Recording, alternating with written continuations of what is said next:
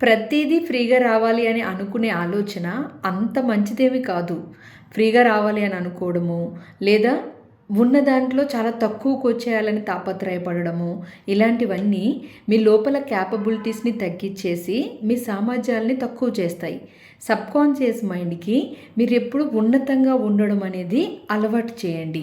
అలా కాకుండా మీరు చిన్న చిన్న వాటికి తాపత్రయపడడము, కకృతి పడడము ఇలాంటి ఆలోచనలు రిలీజ్ చేస్తే అక్కడ ఎనర్జీ వేస్ట్ అవ్వడమే కాదు, మీ క్యాపబిలిటీస్ కూడా డౌన్ ఎనర్జీ అనేది మొదలవుతుంది.